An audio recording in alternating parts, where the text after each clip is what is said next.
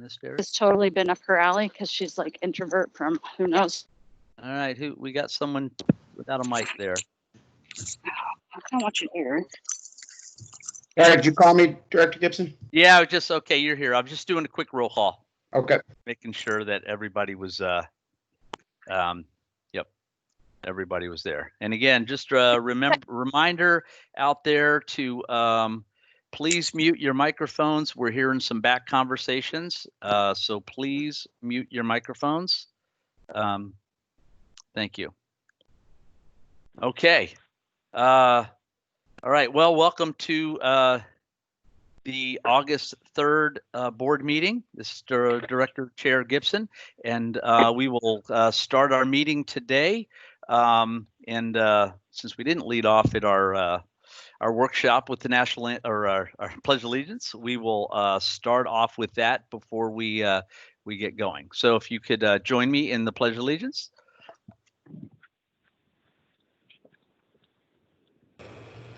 Okay, ready? Begin. I pledge allegiance to the flag of the United States of America and to the republic for which it stands, one nation, under God, indivisible, with liberty and justice for all. All right, let me get over to my agenda here real quick.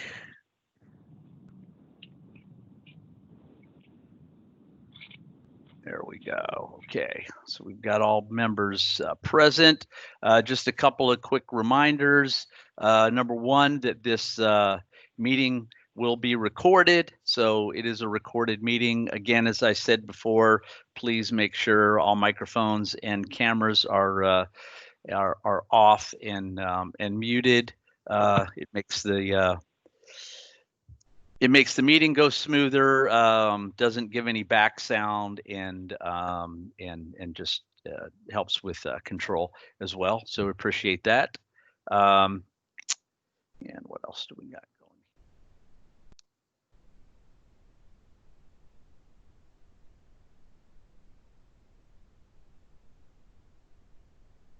Let's see. And then just a reminder real quick, I'll go through our vision and mission statement. So our vision is our community inspires and prepares each student to thrive. And in connection with our community, the Sequim School District empowers staff to inspire hope and provide flexible, innovative learning opportunities in a safe and respectful environment so each student thrives. Again, another reminder, we won't be taking verbal public comments. We do have a couple of written in public comments that were sent in that I will be reading later during the public comment section. And with that, we'll move on with our meeting. So to start off, we have a public hearing for our budget. And at this time, I will open the public hearing, and I will turn it over to Darlene to present.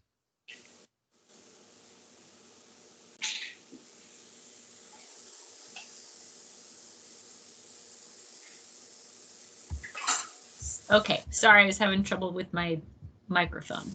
Absolutely, no worries. Okay, so tonight, after the last board meeting where we had a workshop about the budget, I went back and Dr. Clark and myself and fiscal director at the ESD looked through documents, and updates were made just to better reflect what our budget could look like this next year.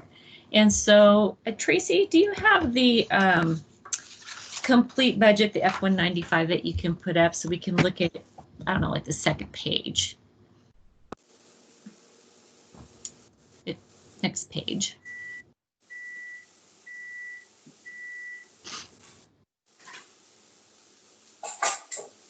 That page. Next one. Oh, that looks so small. Okay, go back to, it should be like right after the table of contents, the page that I want. Go back up, scroll back up, yeah. And more. Right, this will be coming up. A couple more.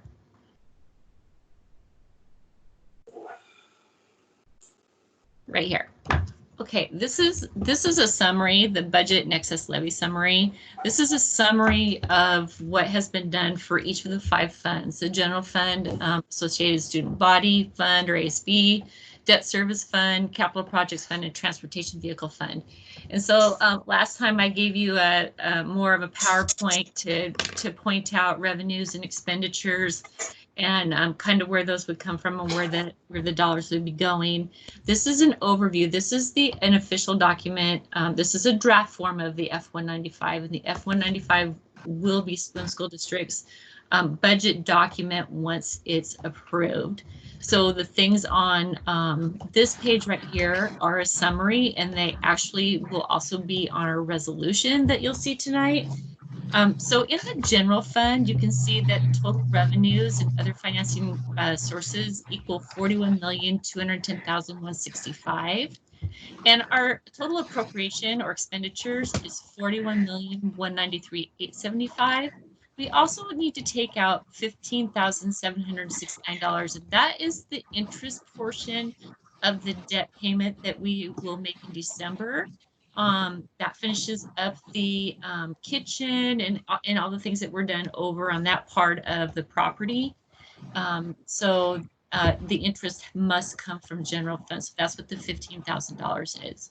So once all of those things are added and subtracted together, then we actually have revenue over expenditures of $521.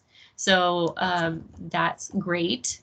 And so our beginning fund, total fund balance, this is an estimate, remember, because we won't have the real one to actually put into our budget status reports until we close out our books and do our F-196, but approximately $2,200,769, and it keeps it right there, $2,201,290. So that's where we project that we will start the year and then end the year in general fund. And then down below is our levies that we expect to collect in 2021. ASB, it's really straightforward. Unfortunately, the students were gone from school before we could build budgets, and so the decision was made both at the middle school and the high school that the budgets would look like last year, and then when the students come back in the fall, they can make sure that adjustments are made within their budget lines where dollars are, where they're going to do their fundraisers and how that money is spent. In debt service fund, the $1,783,269, that is the amount of the last payment and any fees that would be associated with the debt service fund.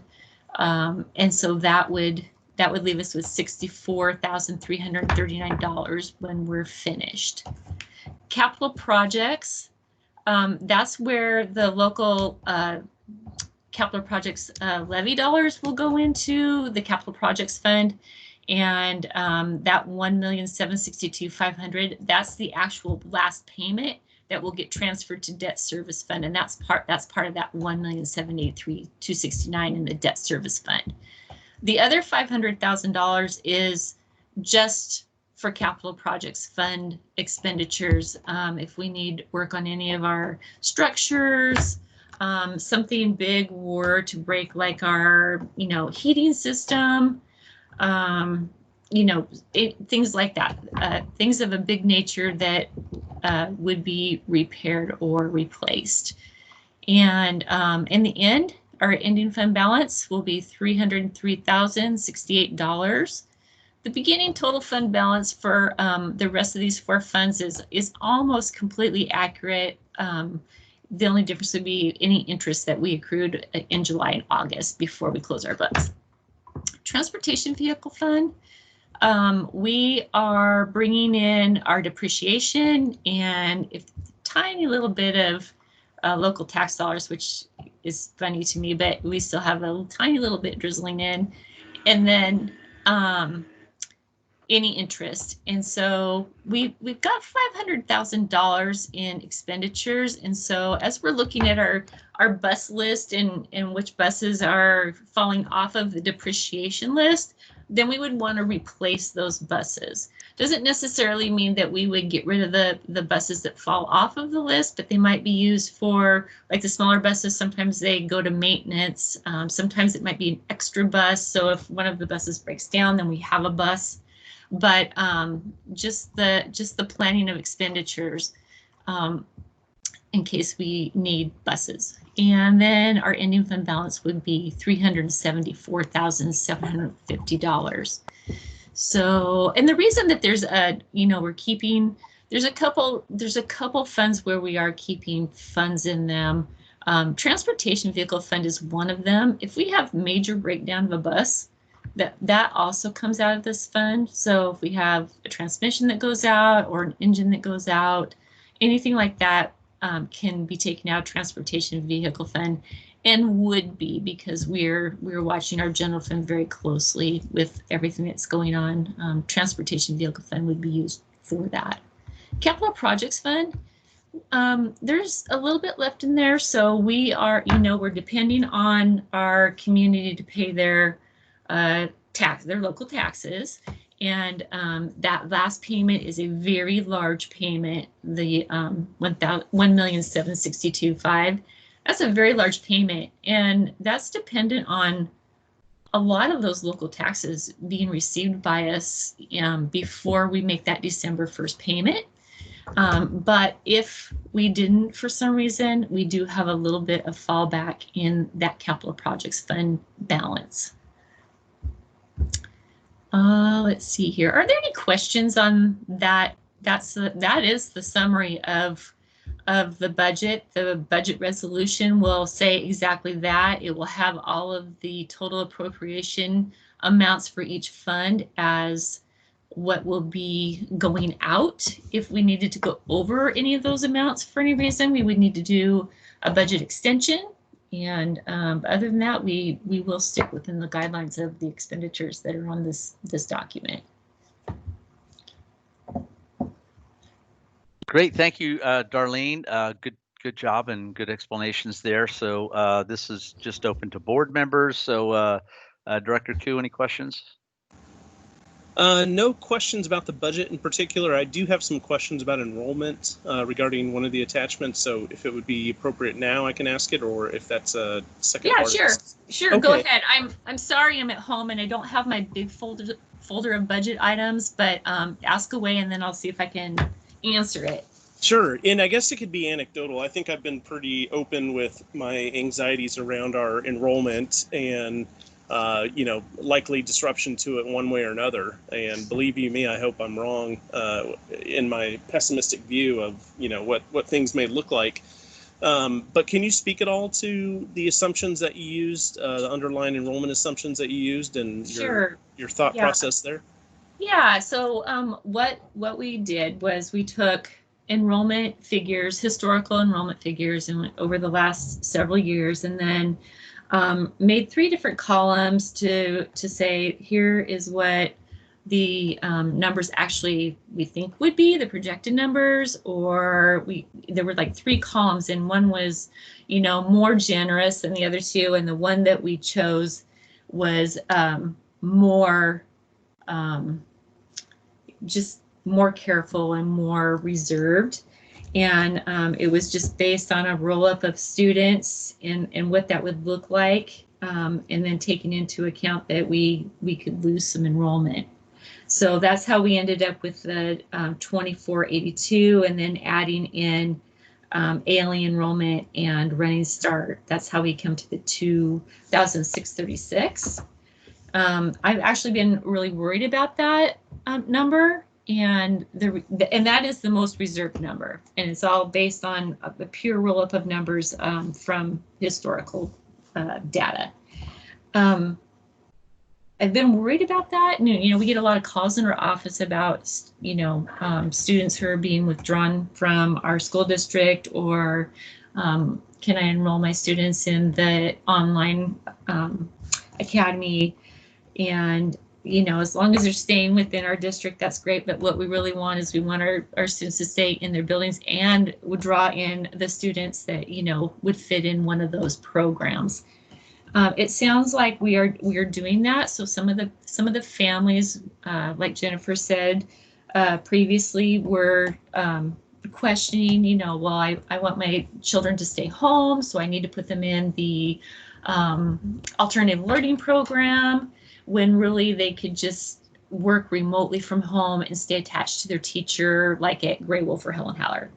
And so the principals have been really great about contacting those families that wanted to take their students and keep them at home and make sure that they really were attached to a teacher at their building.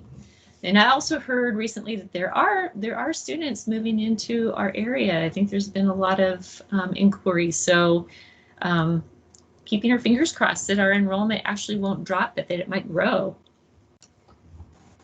Yeah, and I hear you there. Thank you, by the way. And I hear you. We could be pleasantly surprised. Just a point of clarification, I guess, and the distinction between the DBS option and then the kind of new world of online or brick and mortar, quasi brick and mortar.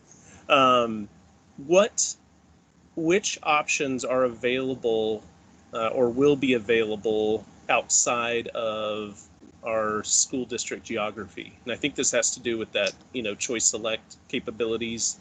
Dr.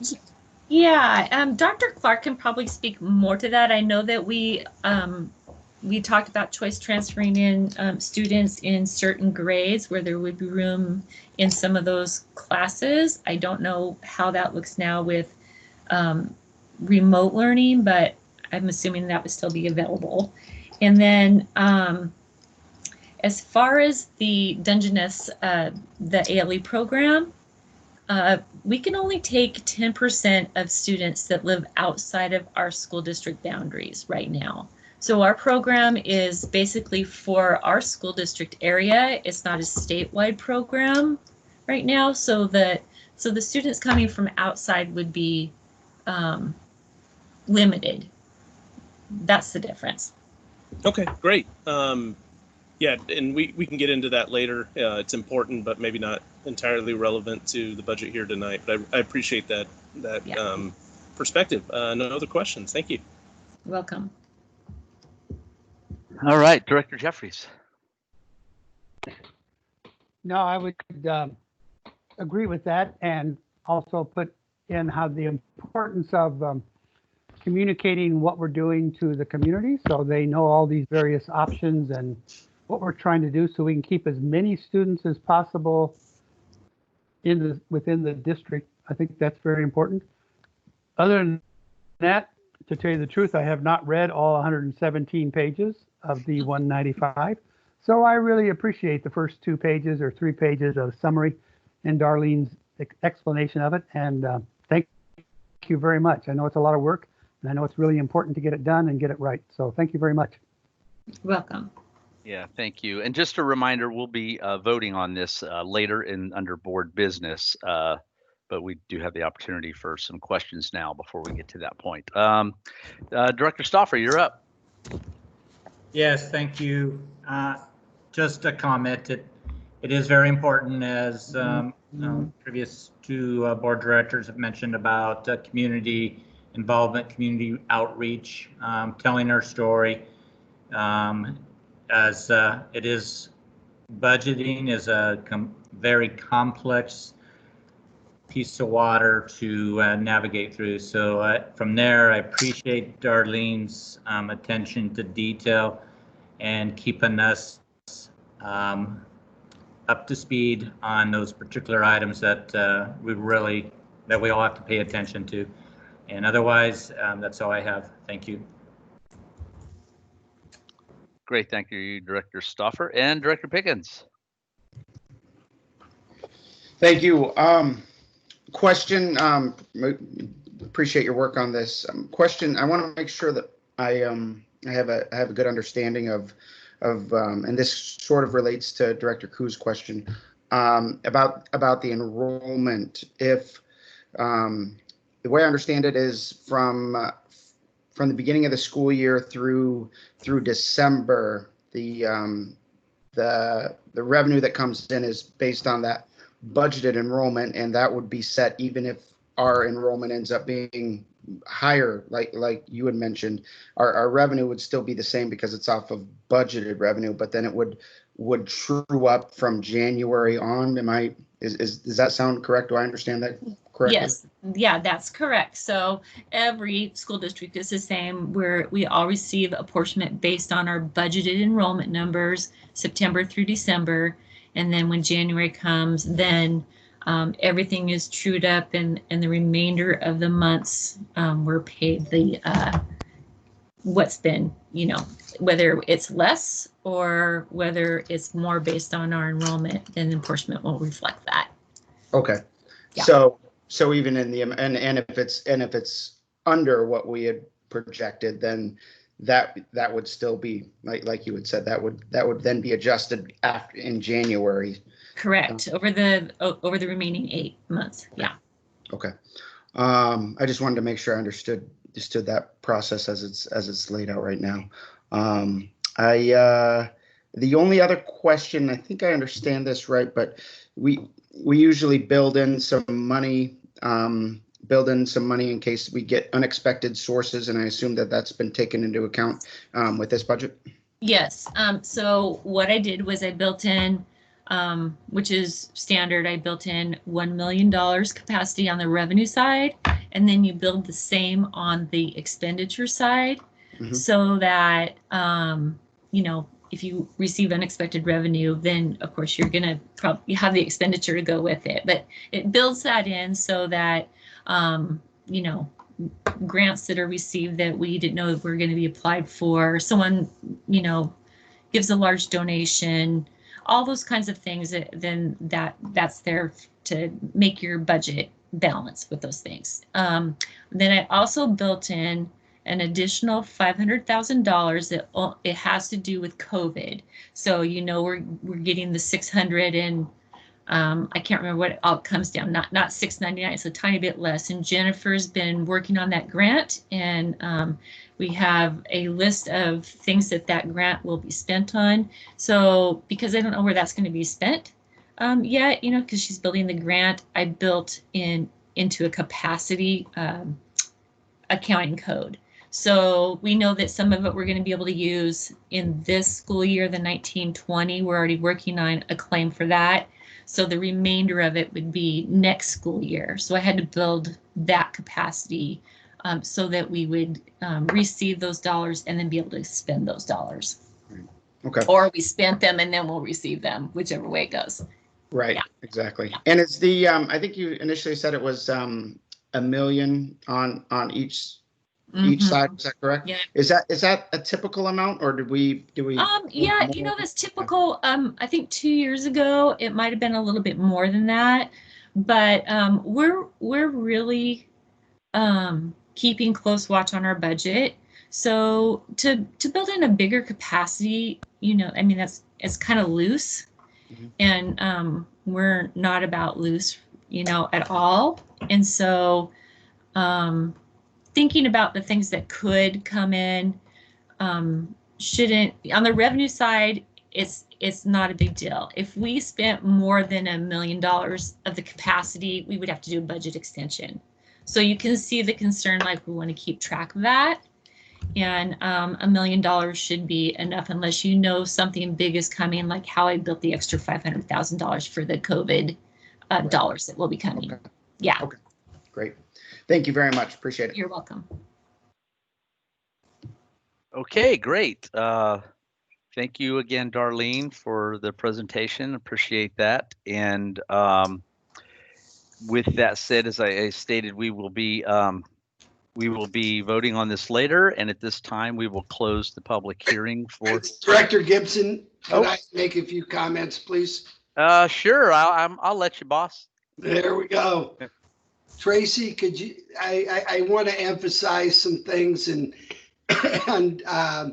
couple of issues that I appreciate. But I believe it was both Director Pickens and Director Koo mentioned enrollment, and I would tell you that from the superintendents in our ESD, that is a concern, probably statewide.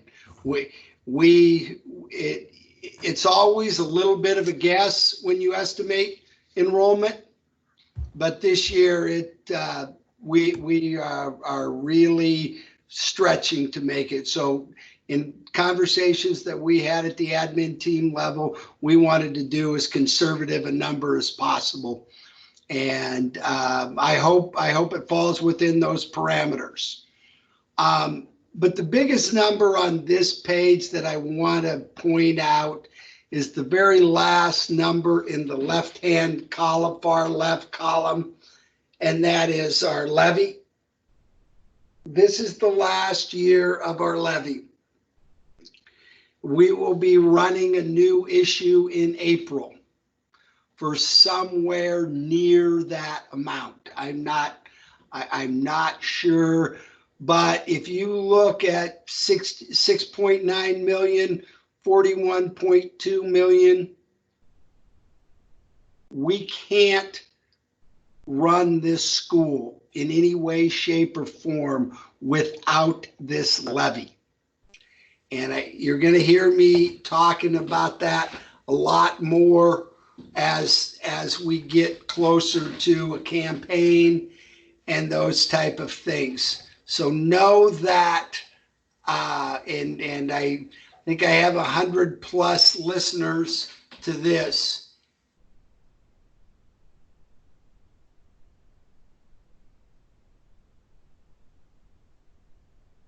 You hit a mute button there. I just hit mute.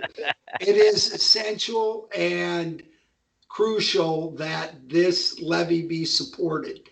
For those individuals who have been around a while, I believe it was 03 or 04, this district had a double levy failure, and it's decimating to the district. You eliminate program, you eliminate personnel. We can't run our district with 17% less of the dollars that we have. So I want to emphasize that, emphasize the concern about enrollment.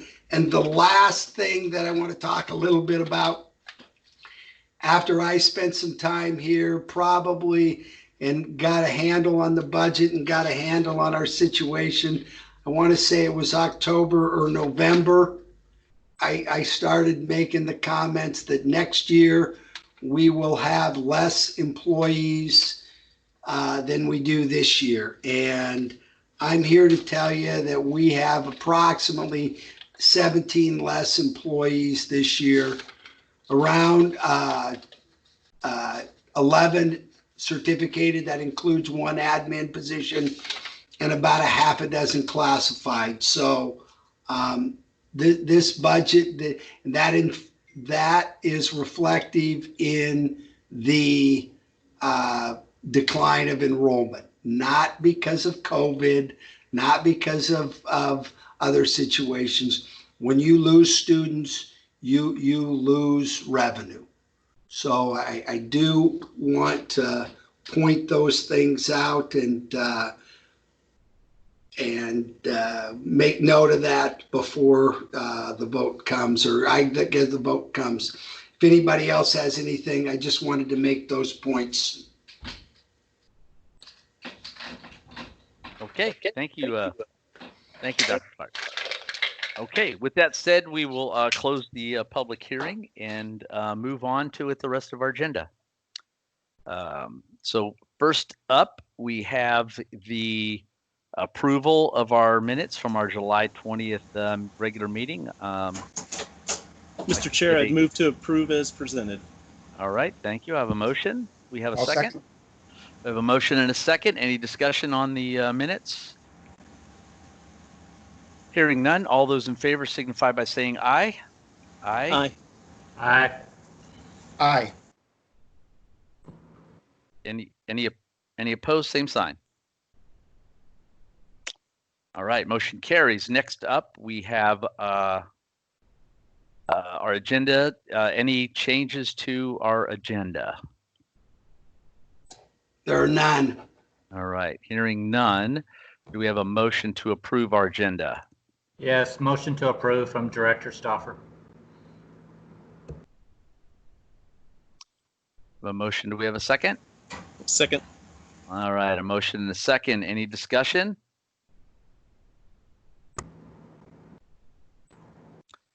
Okay, hearing none. All those in favor signify by saying aye. Aye. Aye. Any opposed? Same sign. Aye. All right. Next up, we have our consent agenda. Mr. Chair, move to approve the consent agenda as presented. All right, thank you. We have a motion. Do we have a second? Second. All right, we have a motion and a second. Any discussion on the consent agenda? Okay, hearing none. All those in favor signify by saying aye. Aye. Aye. Aye. Any opposed? Same Aye. sign. Okay, motion carries. Okay.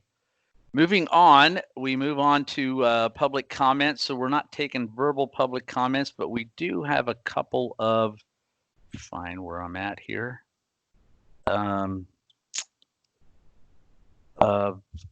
in public comments, and I need to pull those up real quick.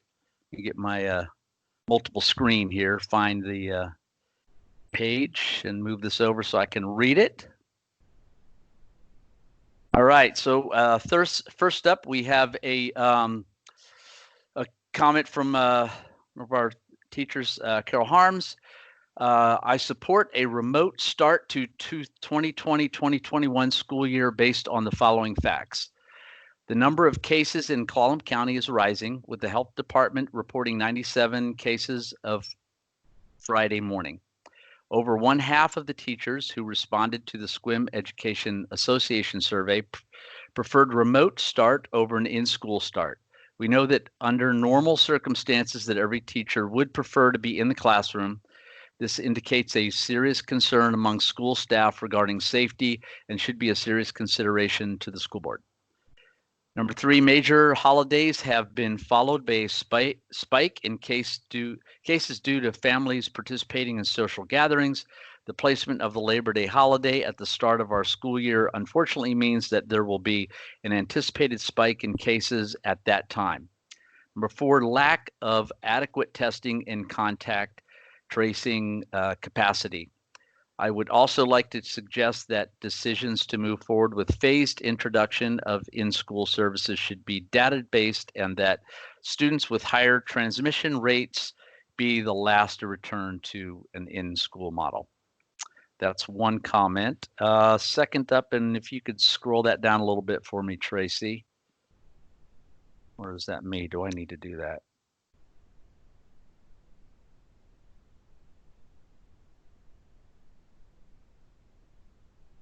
I don't see the whole, where am I at here?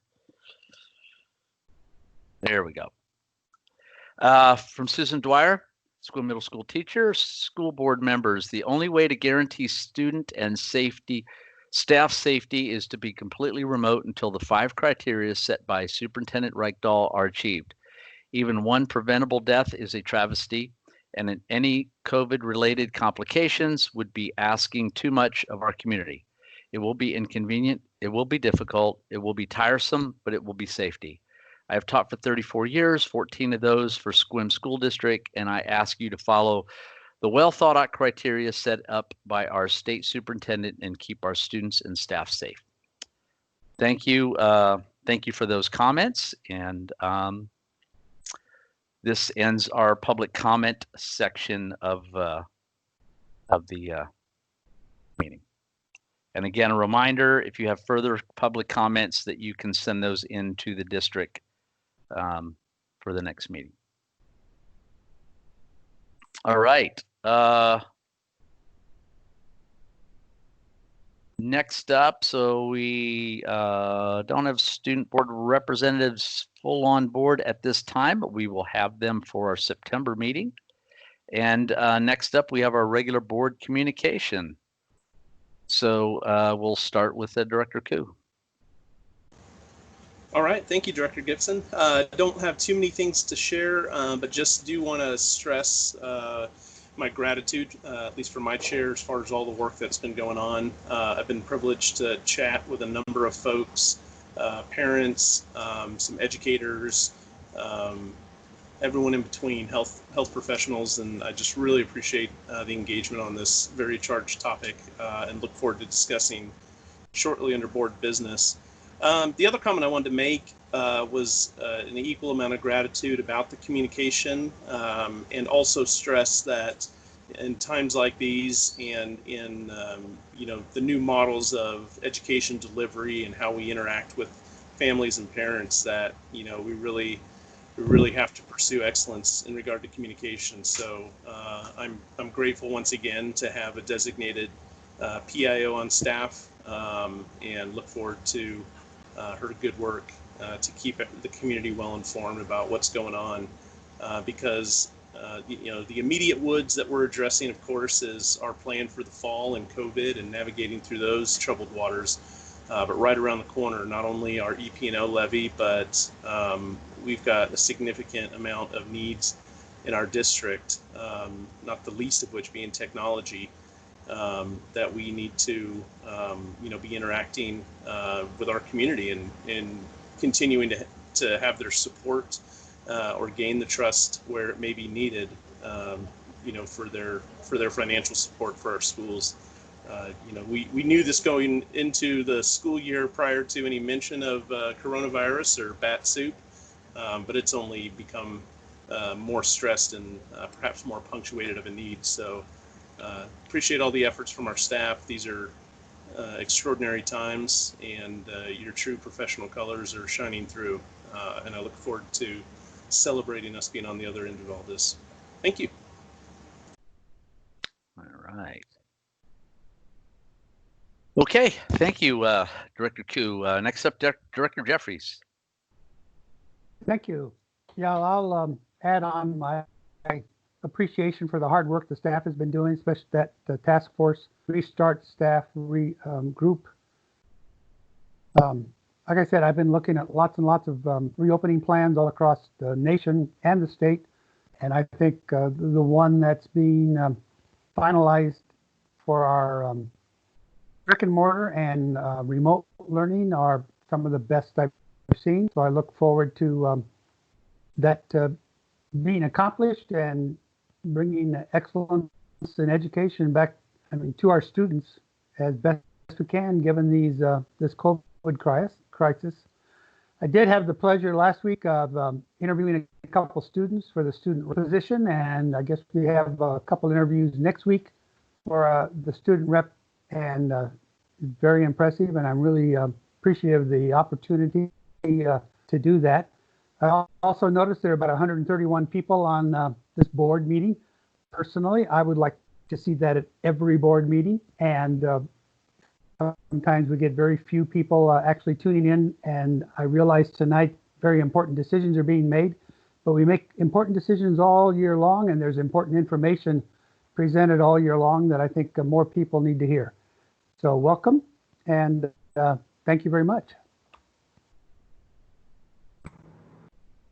Absolutely, yes. Thank you, Director Jeffries. Okay, Director Stopper. Yes, thank you.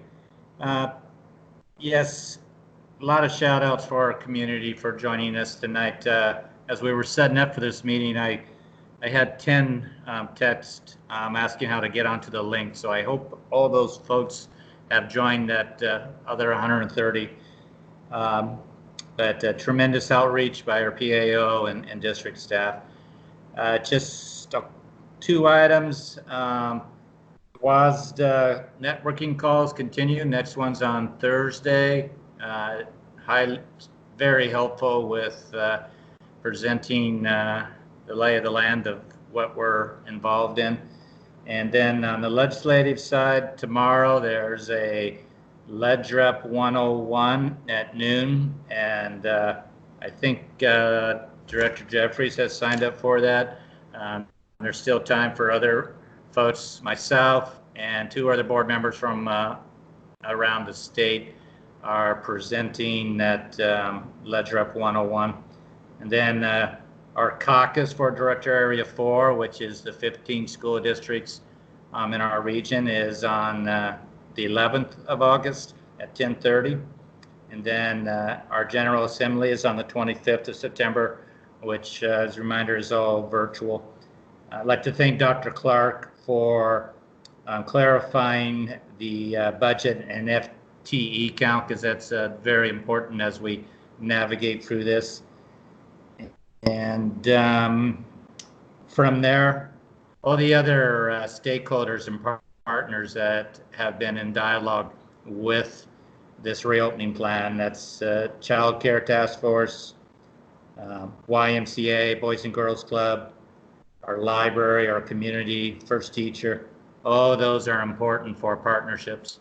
And I also like the emphasis, the very strong emphasis is about that we're all in this together, and we all have to demonstrate those safety and health protocols, that social distancing, and that has to be done vertically and horizontally among all of us in this meeting, our community, our stakeholders, our staff, and so forth. But from there, so I have, and looking forward to the other board business item, and thank you for this opportunity.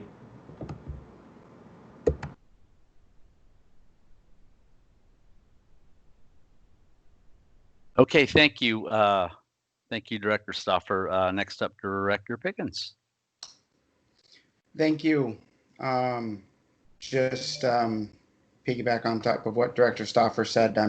I do have a lot of concerns, especially leading up to a holiday weekend. So it is crucial that we have students in buildings at some point, whenever that point is, and to effectively teach, that has to happen. So I'm hopeful that our community will come together and take the necessary precautions to keep everybody safe and hopefully bring those cases down.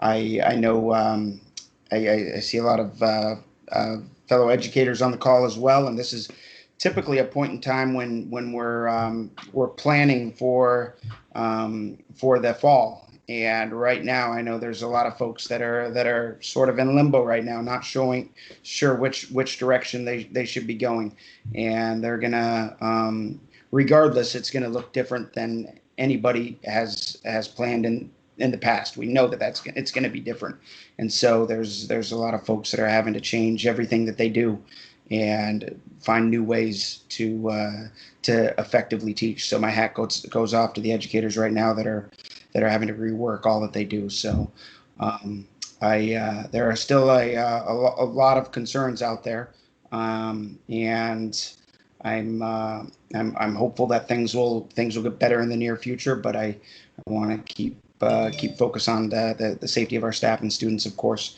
first and foremost, like I know everyone else is. So with that being said, I did have a clarifying question, and perhaps you can answer this, Mr. Chair. Is there another point in the agenda that we're really going to talk more about COVID options? Will that be with the superintendent's report? It's under board business. Okay, great. Yep. Thank you. All right, that is all for now. Thank you. Okay, great. Thank you, and thank you, everybody. Yeah, just a couple of quick points, and I'm used to doing a lot of these Skype type of meetings, and I'm a little off protocol following some of the comments in the chat over here. We will be discussing that piece on the reopen that will be under board business, which is the spot where it belongs. Secondly, and just a point back to under our budget situation, our budget is money that we receive specifically for operations. For the school, there are a lot of things, as Dr. Clark has alluded to, and Director Koo alluded to, from a future levies, whether that be a operation EP&O levy, or whether that be levy like we ran for our kitchen. So major repairs and those kinds of things are not typically fit underneath our regular budget. Those either going to have to come out of reserve or something that we would have to do a levy on at some point. But if we're replacing a major roof on a school, or septic system in Gray Wolf or any of those. Those are not, that is not money that we receive from the state to do that. And I know this is a little out of protocol to be sharing this, but I know we've said several times about being open and communicative with the public, and we've got 130 some people that are here.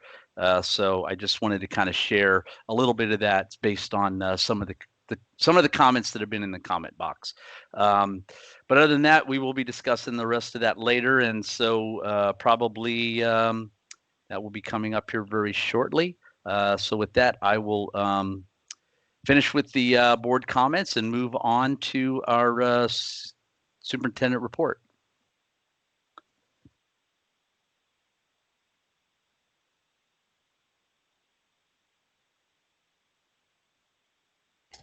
I'm muted. No, Yeah. I do not have a great deal to report.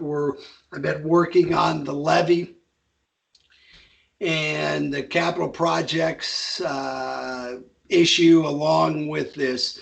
The overwhelming majority of my time has been spent looking at the reopening plan, reading as much as I could from other school districts and state associations, all of that. It goes without saying it's gonna be a deeper discussion when we get into that. But and I'm also prepared for the start of the school year, just regardless of whether it's with kids or without kids in a remote session. We're doing all those preparations, and also the one thing that hasn't come up in any of this discussion that I'm working with various organizations on is childcare. And because if we, there will be situations, including staff members, if we're in a hybrid model, who will need childcare, and we're looking at all of those options. So I can't say that I've spent much time on anything else other than the reopening plan. That's where we're at. Well, and I have to say I appreciate that that's what you've been spending your time on, because I think that's our focal priority at this point. So definitely appreciate that. Okay. With that said, moving on, first topic that we have is where are we at here? Oh, the first topic up was we have an upcoming board workshop on the 10th, and setting some agenda items up for that. So I know that some topics to definitely discuss. One is just the future of where we're going. Some board goals, some goals for Superintendent Clark, and I think those are some things he's looking for as well. So leading that off, I'll turn that over to you, Dr. Clark, real quick, and then to the board, just for some thoughts and ideas on agenda items.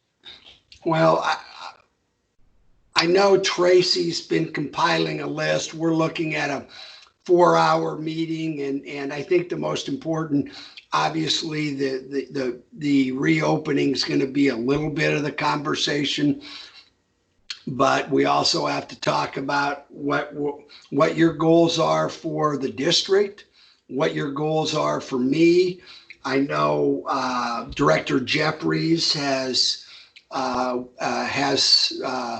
some plans and thoughts about school improvement plans. I also want to talk about the levy and the capital projects issue, and that goes without saying how I talked a few minutes ago about how important that is, and other items as we move the district forward. But I'm always open for suggestions from board members. All right. With that said, I'll just open it up to the floor at this time. If anybody has anything that they would like to recommend that we throw out there for our agenda? Director Stoffer's hands up. There we go. Yes, thank you. As the board ledge rep, I'd request maybe 10, 15 minutes just to present the handbook and just a basic discussion on that. Well, the General Assembly will be virtual, but just have just a basic understanding, and I'll have what our priorities were last year up there, because then that will help me as the voting delegate for General Assembly type thing. Thank you. Sounds good. Director Jeffries has his hand up there. Yeah, I would like to, I know at one time we talked about where we are on our policy updates to make sure we're all updated on our policies, and the more recent ones are published. I have concerns about that, or at least like to check in with that.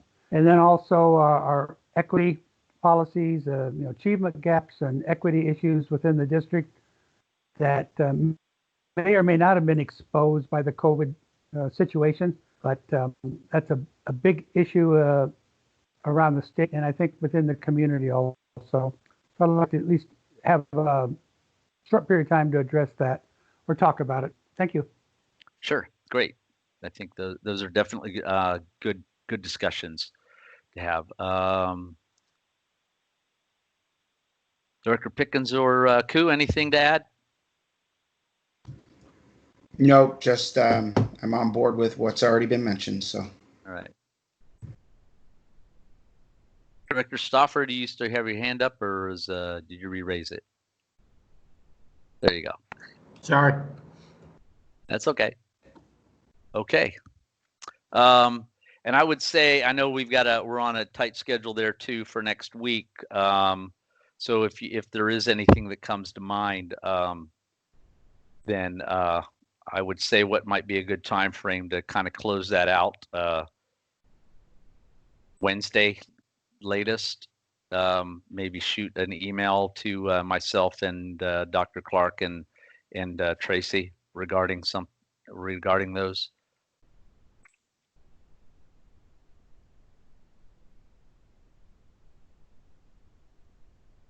All right. Okay. Next up, we have the approval of our WIAA gymnastic agreement with Port Angeles. Chair, it's Director Stoffer. I motion to approve as posted. All right, we have a motion to approve. We have a second for that. I'll second Director Jeffries. Okay, great. Do we have any discussion on that?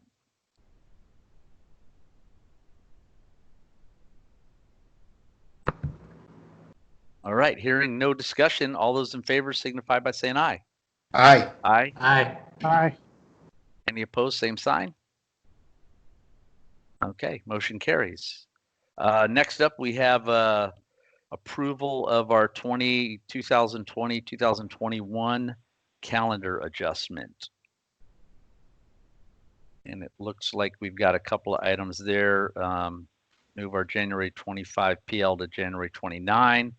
Add a PL day to March 5th. Adjust the last day of school to June 17th and add snow day to June 18th. Director Gibson, as Director Stoffer, I move to approve as presented. Right? Got a motion. Do we have a second? I'll second. All right, we have a motion and second. Any discussion on the calendar? Snow day will be fun. Oh yeah, there we go. A snow day in June. I hope that didn't jinx us. All right. All those in favor signify by saying aye. Aye. Aye. Aye. Aye. Any opposed, same sign? Okay.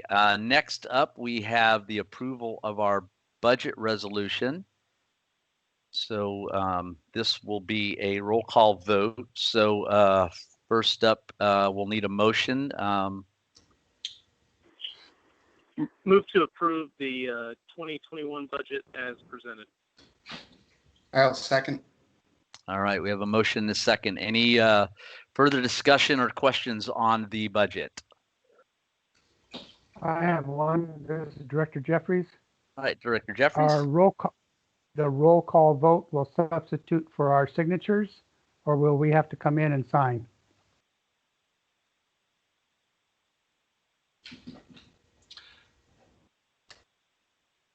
We will try and create some type of electronic signature situation. Thank you. Any other questions? Good question, Director Jeffries. Okay. Hearing none. Tracy, you want to take over for roll call? Yes, thank you, President Gibson. President Gibson, how do you vote? Aye. Vice President Pickens, how do you vote? Aye. Director Jeffries, how do you vote? Aye. Director Stoffer, how do you vote? Aye. And Director Koo, how do you vote? Aye. Thank you. Unanimous vote to move the budget forward. All right. Thank you, everybody.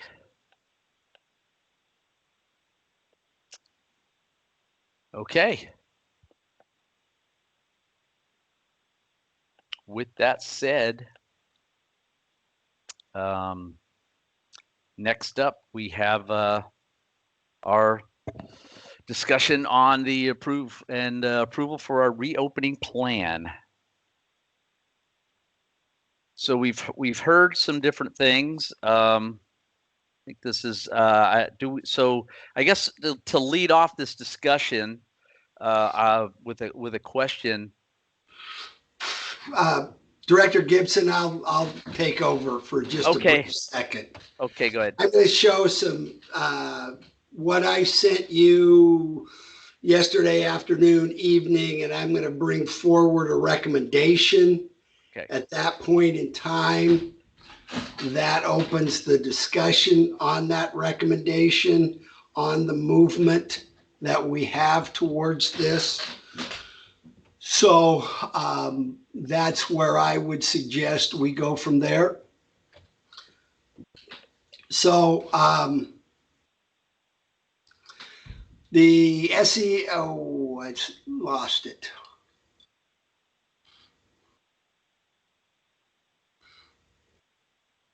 You bringing that up, Tracy?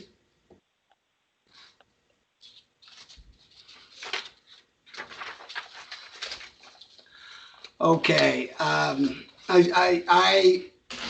have taken as much into consideration as I guess one brain can take. And moving forward,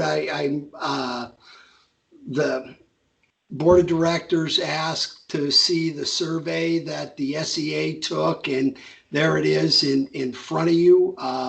It was 53-47, 123 staff members were able to vote on that. So yes, it was a close vote, but it was a small majority did favor starting remote.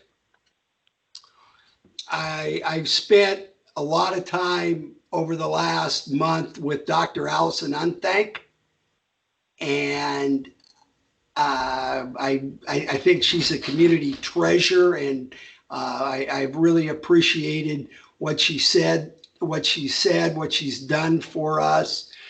And I'm gonna violate my own norms and talk a little bit about. I wanted to reach out and give you an update on where school reopening is planning and headed at the state. I joined a small group of health officers, the state health officer, governor's office, and OSPI for the fall, particularly planning around what levels of community transmission would make it safe or unsafe to open schools. At the end of the meeting, we were coalescing around the following guardrails by county. 75 cases in the last 14 days. So 0.75 cases in the last 14 days per 100,000 of population. It's not safe to open schools, or conversely to close schools. And I would tell you right now, that's the overwhelming majority of the counties in this state.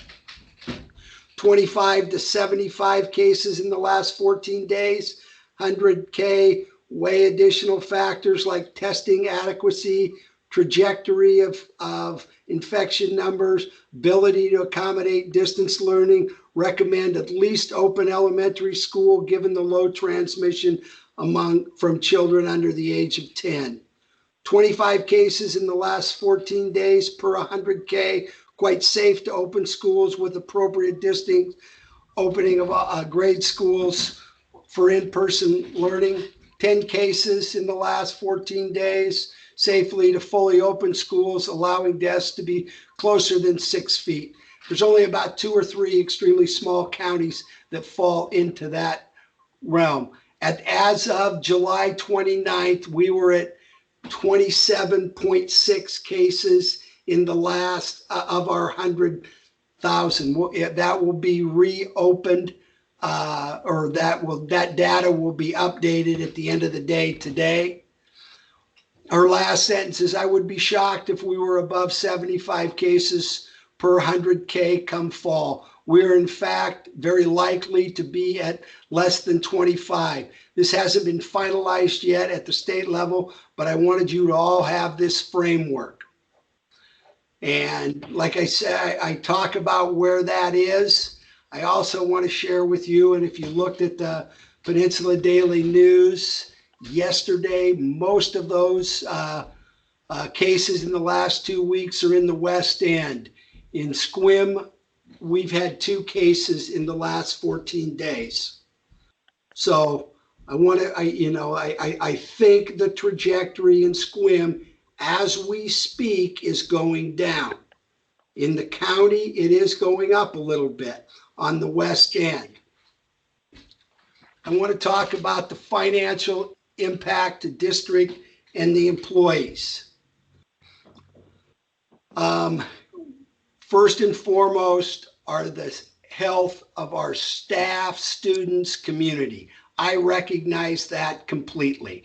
I do not want to make light of that situation. That is our number one priority. That is my number one priority.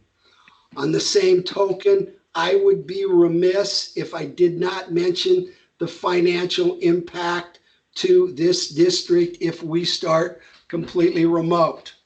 I attended a meeting with that Superintendent Reichdahl chaired on Tuesday, and he was very clear that school districts that start remotely will lose transportation funding.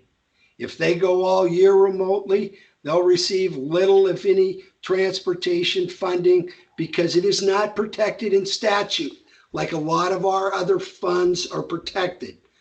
So, I can tell you right now, there are school districts in this state that are in the process of developing layoff notice for transportation and other classified staff.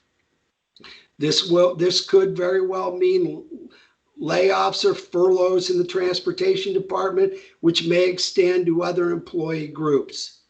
The only employees who are guaranteed work this year are administrators and teachers.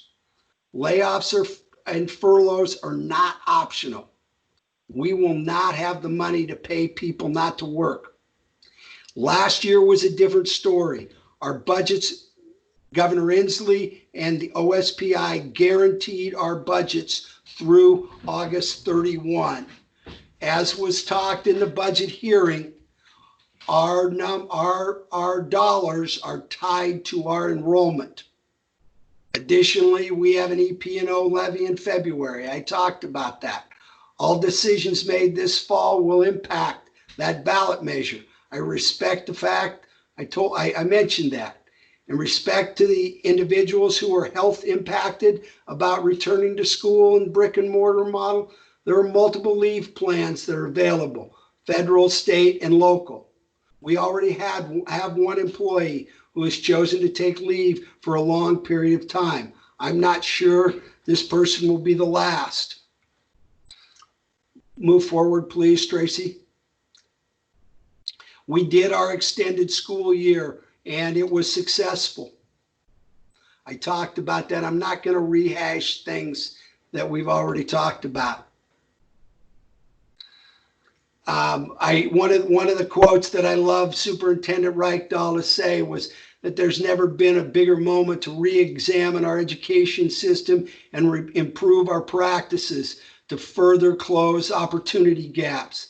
This is a moment to reconsider and shift past practices that have contributed.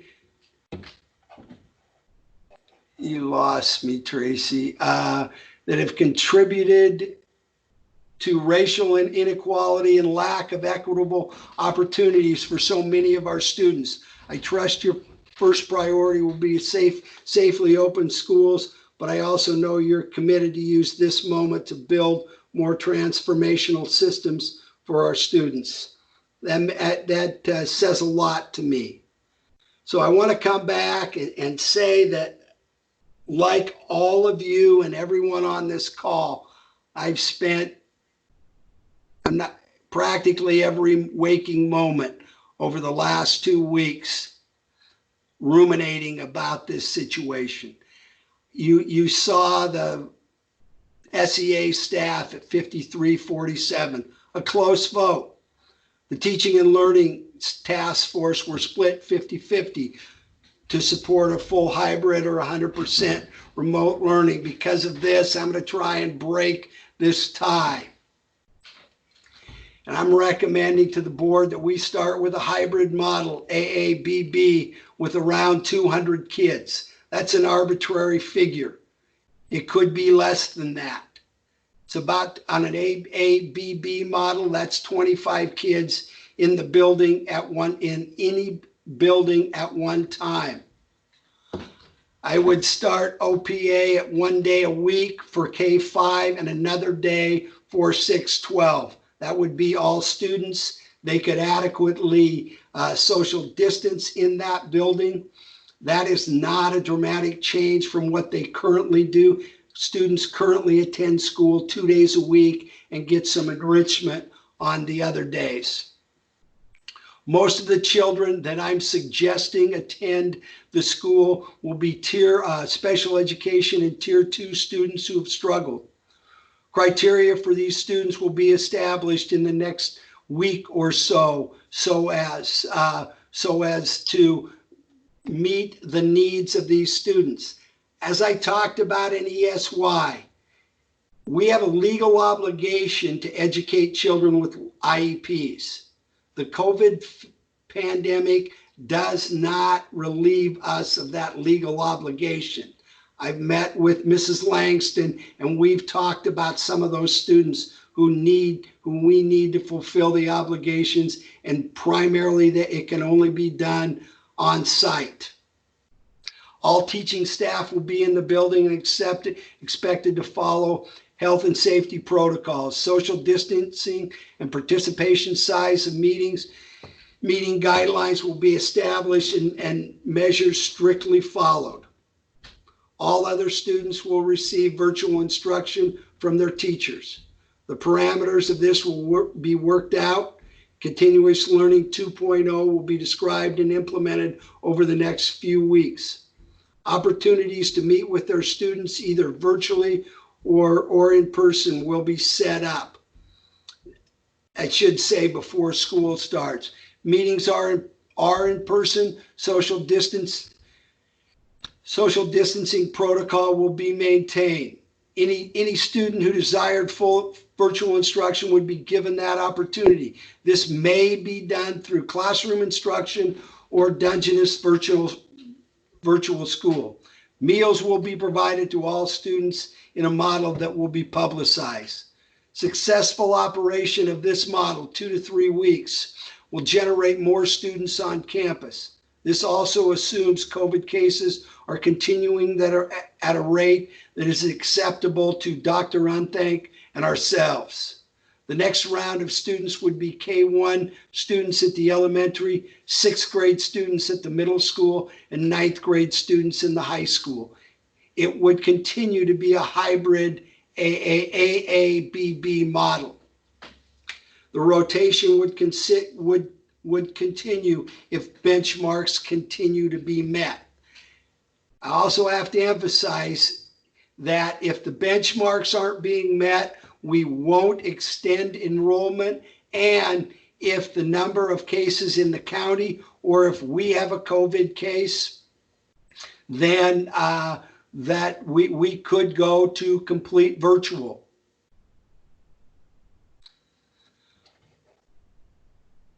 This gives us a chance for a rolling start, fine-tune our health and safety protocols with a very limited number of students. We meet our legal obligation for special education. This would honor the social justice statement the district adopted earlier this summer. It would establish a path to further enable students to come to our buildings for face-to-face teaching. It would allow for fewer layoffs. There probably would still be some. This is a manageable plan. Manage the restriction, I'm sorry, that's a typo, of COVID-19. The second choice of mine would be 100% remote virtual learning. Sequim School District will provide virtual instruction to all students in our continuous learning plan 2.0.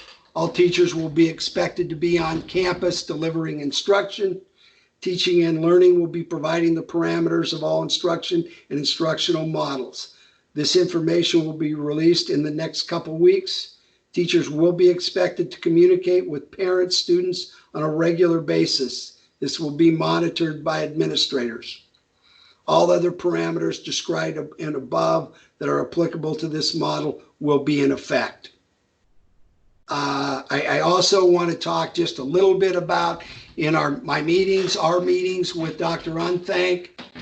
Not only has she said that it's safe for us to open schools with some in-person instruction, the other schools in our county, Port Angeles, Crescent, and Forks, are all opening with some type of hybrid model. I cannot speak to Cape Flattery. I'm not sure what they are doing, and because they're both Cape Flattery and the Quileute Tribal School have some limitations put on to them by the tribe. I also want to say that I appreciate every comment that's been given to me. And one of the things that I've appreciated about our new HR director, and she drills into me on a regular basis, and I've accepted this, that whenever anybody says anything to me, whether I agree with it or disagree with it, I assume good intentions. I assume that every one of us want to get to a point where we're at a level of normalcy and where it used to, what we're all comfortable with, face-to-face teaching 5 days a week, interacting and creating relationships with kids, the social emotional learning that's so important to many of our students, the instruction of activity classes like band and choir will be going full force. Our activities after school, including athletics, FFA, FBLA, Honor Society, all things will be going at full force. I've spent a lot of time on this. I believe we can do this. Everything we ever do in education is a challenge. I know our staff. I know they're up for this challenge, and that's where I stand on my recommendation. Thank you, Mr. Chair, and I'll answer as many questions as I can, and I assume the board will discuss at length. Thank you, Dr. Clark. Oh, I'll let that. All right. Maybe if you could mute, and then we won't have a There we go. Okay. So thank you, Dr. Clark, for the presentation. Very detailed. Appreciate all the detailed information, particularly from, our health professionals that are within our community, and how they feel about this. And just as a clarifying question, so your preferred recommendation is number 1 with the hybrid AABB. That is correct, with a very limited number of students. Okay, thank you. I'll lead off with a couple of quick questions, and then I'll turn over to some of the board there. And just again, most of these are clarifying. I think it was pretty clear, but as we look at these numbers, of course, those would be we're concentrating on the kind of the IEP, those students, and that of course would be voluntary also for those that to choose if they wanted to be in person or remote. That's correct. Yeah. Okay. And then secondly, I guess, is from the teacher standpoint as well, is now my understanding is that teachers would still be accountable, and they still would be reporting to the district or to their school itself, regardless of whether it is virtual or in person. That is my expectation. There may be some staff members, because of their vulnerability, who may, on an individual basis, we may allow to teach remotely. Okay, good. That answered part to that question. Okay, great. That's all I have to start off with, because I know the rest of the board has got a bunch of questions. So I'll run down to Director Koo and let him start.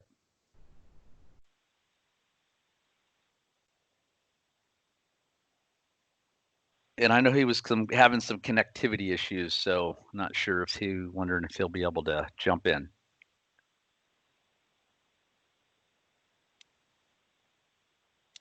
Let's move over to Director Jeffries. Okay, thank you. Wow.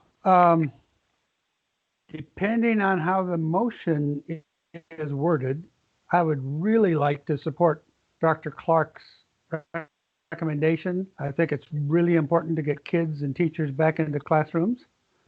There are obviously some real concerns. Looks like Brian's online, then, so he can come back after I get through, I guess. I know Okay. Dr. Unthank, a lot of her comments are always, if it's done right, or if the community can keep the numbers down. So that's some of my concerns about starting off. I'm afraid I don't want to open up and then have to shut down, open up and have to shut down, open up and have to shut down, which seems to be a pattern in other parts of the country. Wow. I have questions. I like the AABB plan with kids to start, and the criteria for how those kids are suggested are going to be critical. Still a little confused about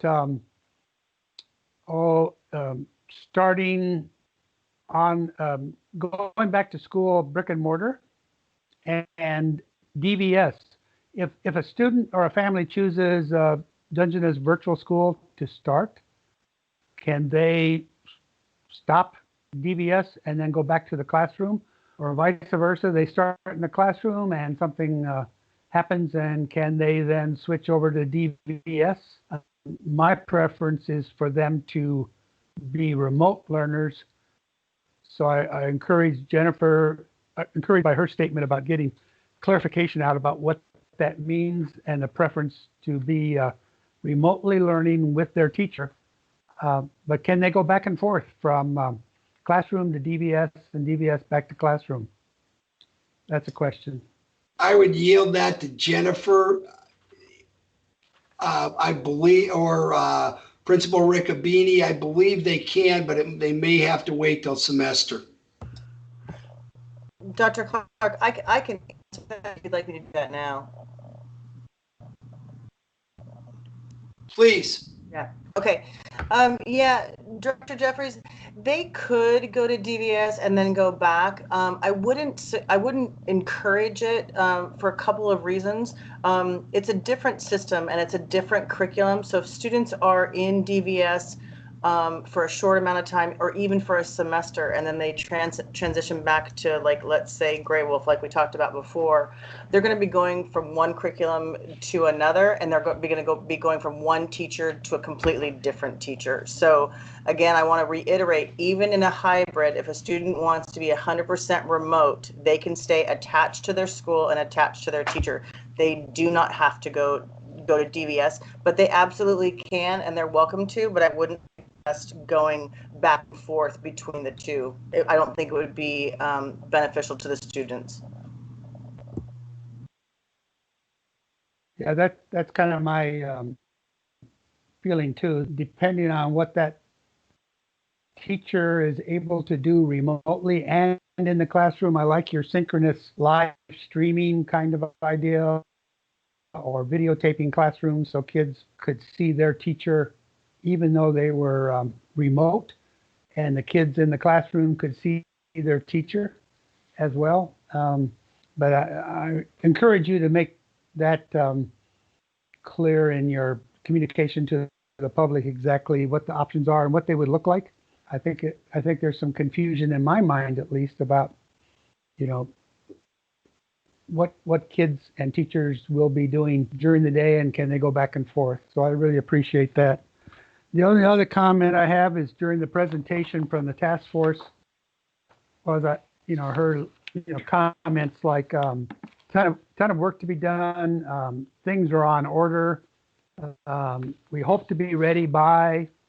It seems to me like there are some non-starters there.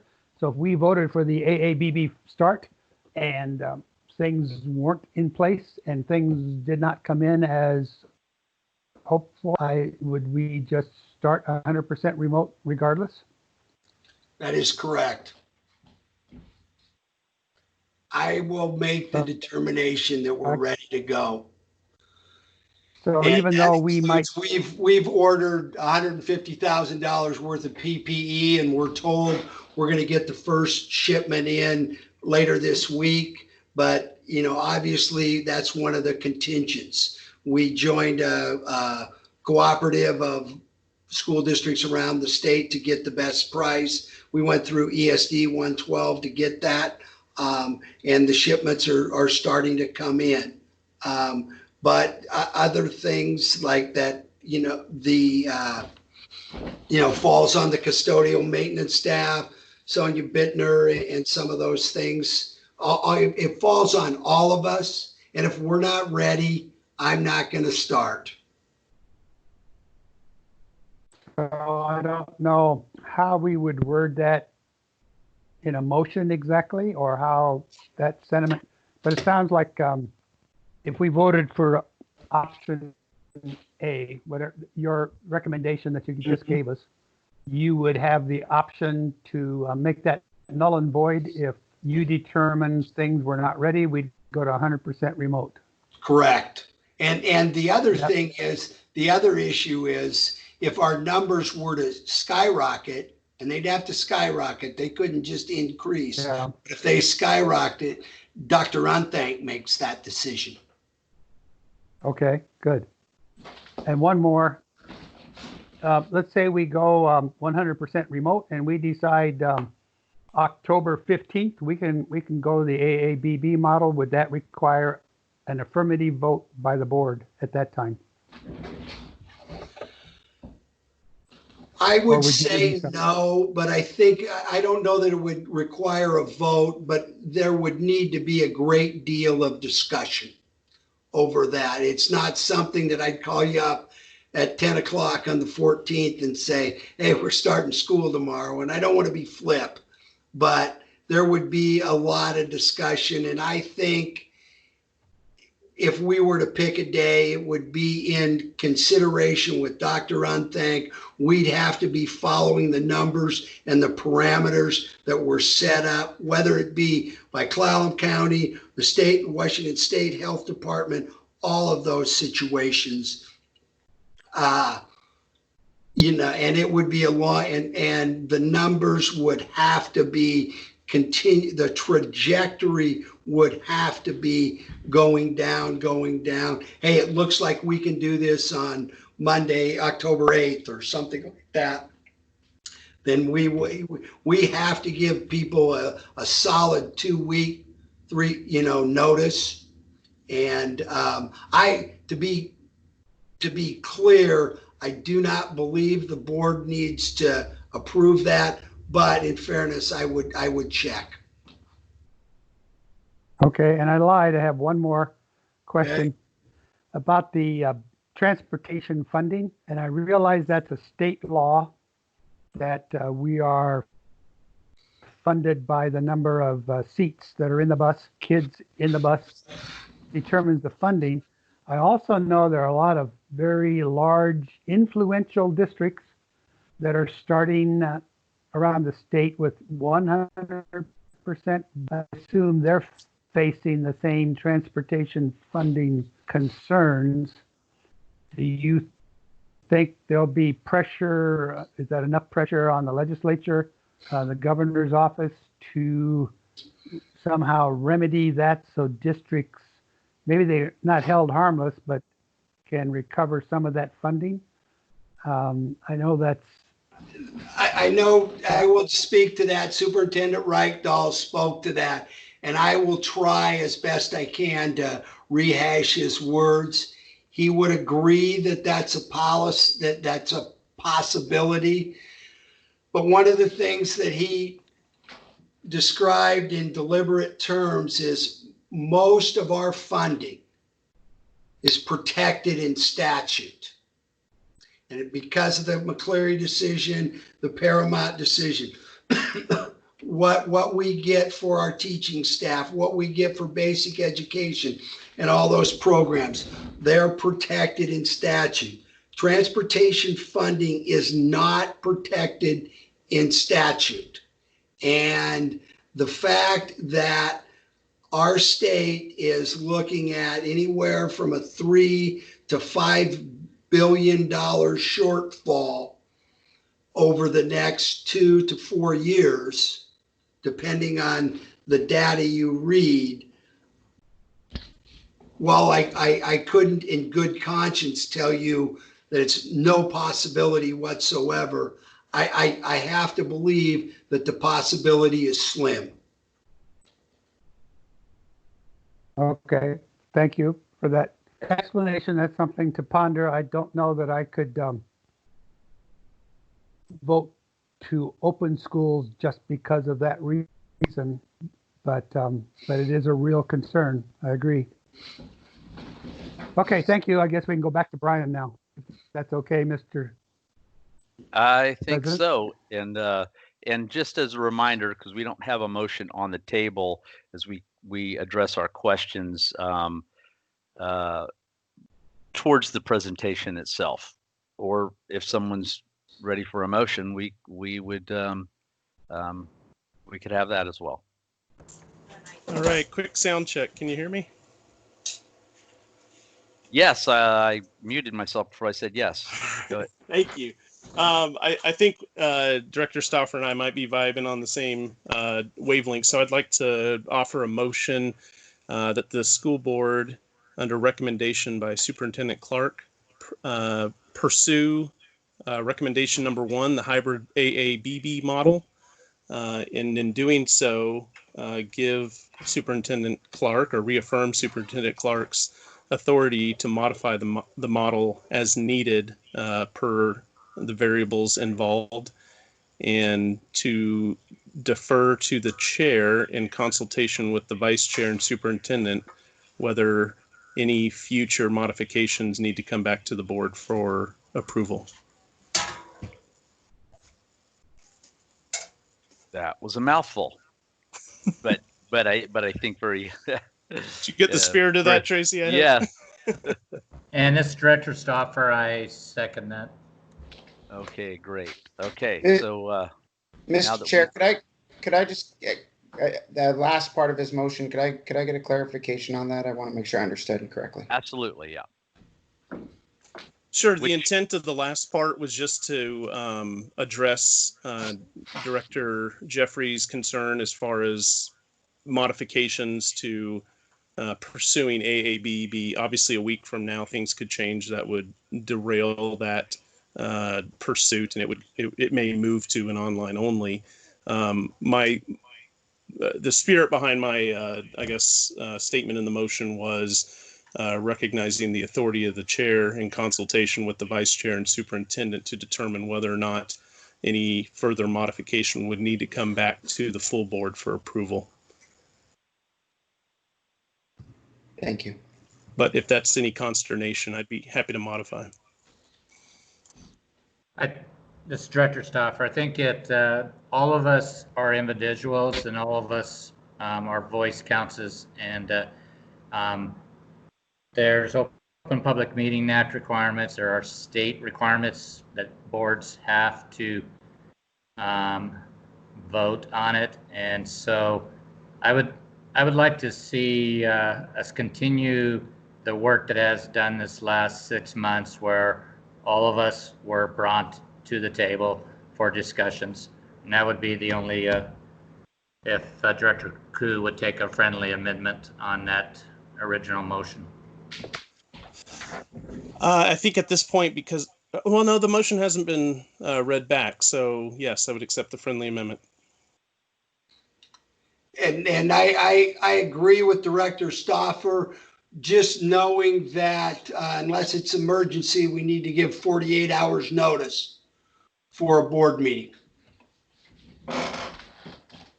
Correct. Yeah, I like that, and I think I think that's a good modification there from the chair seat as well.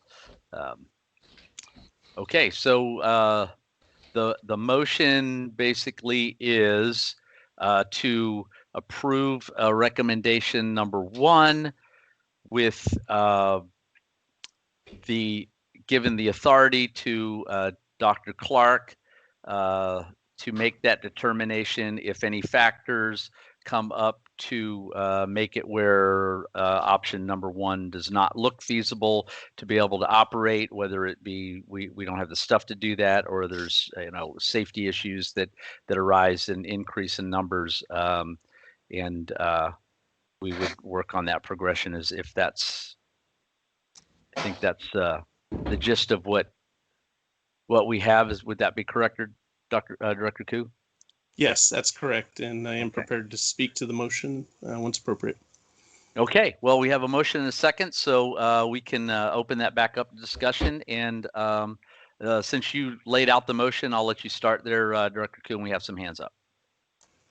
Great, thank you, and again, apologize for the connectivity issues. One question I had, I guess, just to clarify, is we recognize, excuse me, a high-need subset of our student body that will very likely be all in school or predominantly in school. And the number was used approximately 25 at each school building. I didn't read that to be a cap. So say we have, an unusual allotment of SPED students at the high school. There's nothing in this plan that would preclude any students being left out. Am I understanding that correctly? It would be my goal to stay as close to that number as humanly possible. In fact, that number could be lower depending on the building.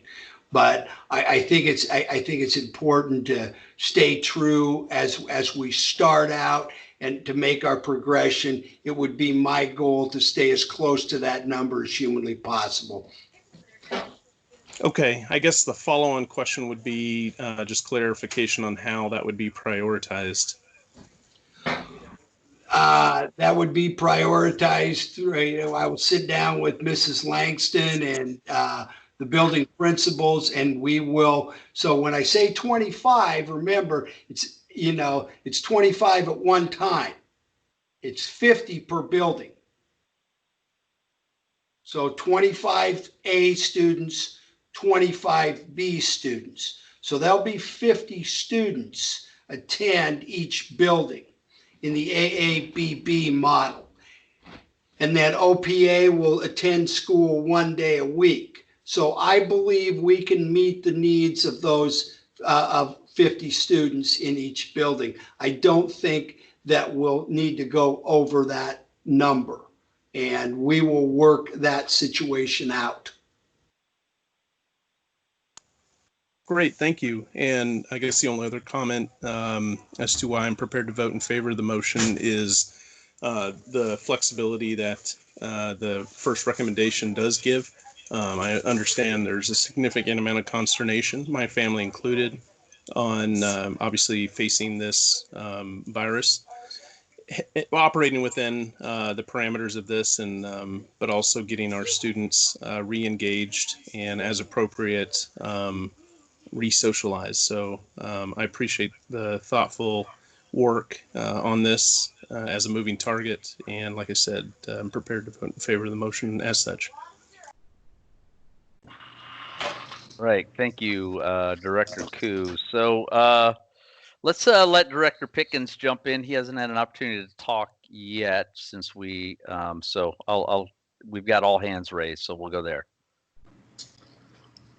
Thank you. A few questions, but first I just want to let Dr. Clark know I appreciate him spending the time on this. I know this wasn't easy, and I particularly think that addressing those students, potentially our most vulnerable students, and the needs that they can't have that could not be fulfilled outside of a physical setting. I appreciate making those students a priority. I just doing some based on a number of 200. It looks like, so is that about, so about 93% of our students, give or take, not an exact figure, 93% of our students would be starting the year online based on this recommendation. Does that sound about right, Dr. Clark?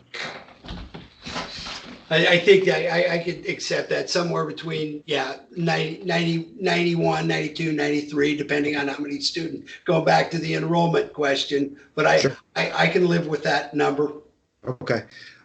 So is it safe to say, and the reason for my question is just, I'm still having a hard time wrapping my head around where we're going to be at the end of August versus right now. And my assumption would be, even if we approve this recommendation versus recommendation number 2, from the preparation perspective, I'm thinking there'd be a lot in common with how we move forward to prepare. Would you agree with that? I would. There would be, and I couldn't tell you the percentage, but there would be a high percentage of our teachers that would not have any face-to-face instruction with their students. Right. Okay. Yeah, and I think that's kind of what I was getting at. And so, from a preparation perspective, we could really focus on where the greatest need is going to be, and the form in which it would be taught, if that's the right term. These are a couple of these questions were specific to the previous presentation in the workshop, but I did just want to get them answered. We may not have the answer to these yet, but in that environment, is it possible, or could it be looked into to I know sometimes students at home that didn't have computers, we provided desktops and other tools, but is it possible to look into ensuring every student has a camera capability, much like staff, we ensured for staff, like a webcam sorts? That would be a question I would need to defer to Jen or Bo.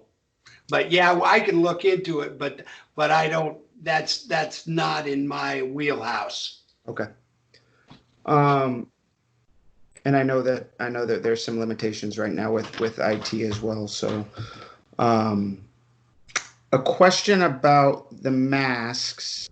If a student, I know there were situations where if a student has a medical condition that would prevent them from wearing a mask, and I guess this would be once things start, or right at the beginning, it could be. Would that mean that we would provide an alternative educational setting for them, like a remote setting in that case, or would they still be allowed to attend school without the mask? I can address that, Dr. Clark. Thank you. Hi, it's Sonia Bittner. So yes, students are allowed to attend school without masks. Of course, I think every child's personal circumstance is one that would need to be addressed between health services and the parent. We certainly would need to look at the situations in which there was difficulty with social distancing and the other measures that help keep children themselves protected. Oftentimes a face shield could be a possibility for that. But then again, individual decisions will need to be made then by the parents regarding their concerns about their child's exposure. Does that answer your question?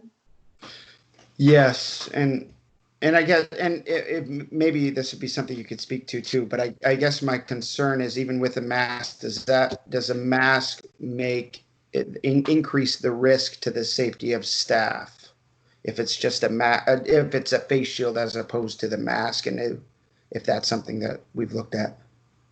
Masks protect other people. They don't protect the wearer. If everybody's wearing masks, then everybody's protected.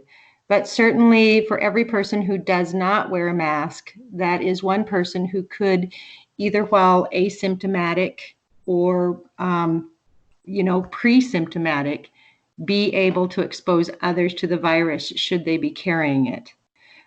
Shields are to protect ourselves. So if there was a staff member who had a concern about a student who was wearing a shield, had their own concerns, they may want to, in addition to wearing a mask, also wear a shield to protect themselves. Okay. It's convoluted. It is convoluted, I understand. I'm sorry. And I don't suppose we know how many students that might be factored into that particular concern at this point, do we? I don't. Using the summer school as an example, we had several students who could not wear masks, one for a medical condition, and the staff went ahead and wore their own masks and shields if they felt they were necessary. But those children were allowed, of course, to attend. Okay.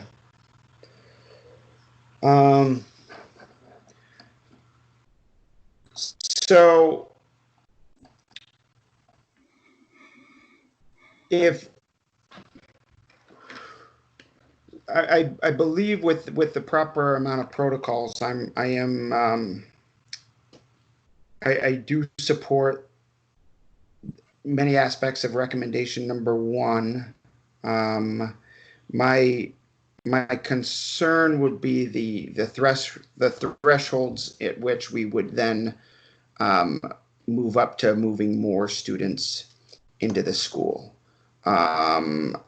whether it be 2 to 3 weeks or what those thresholds were. So I don't know, Dr. Clark, if maybe you could speak more to that, or is that something that was captured in Director Ku's original statement? Is that something that we would come back together as a board on and discuss?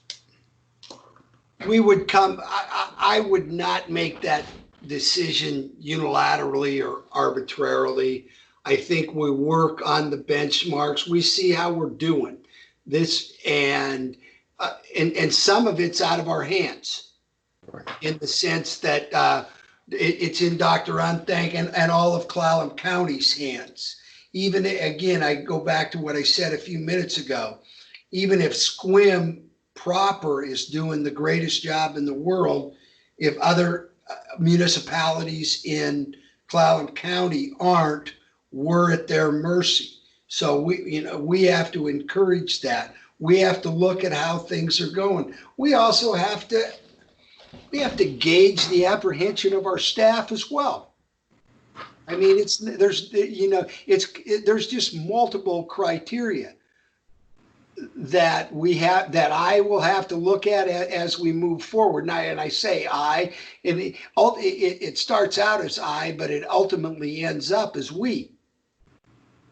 And you know, that's me looking over all these things and getting back to you and giving you, and not just you specifically, but the board and the community, the feedback about how this, you know, how the first week went, how we're doing in the second week, and those type of things.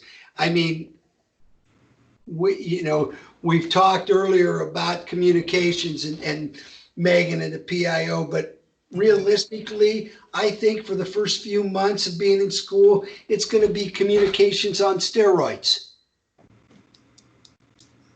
And that's the only way. And we got to get feedback on both ends. Yep. Okay. I guess the only other things that I should state is just, you know, I as I mentioned earlier, I still do have concerns about busing and bus stops, and I know there's a lot of details still to work out, and I think we can work through those problems. And I was glad to hear that there'll be some flexibility for some staff members that may not be able to still work in building. I think that speaks to just working conditions overall, as we, we obviously approved the plan, but then the impacts of the plan should be figured out with working conditions, which is obviously a collectively bargained thing with each association. So I don't want to speak too much on that, but I think I'm supportive of a plan that would start with the 25 per building, and take things very slow and see how things go. So I think that's all I have to say.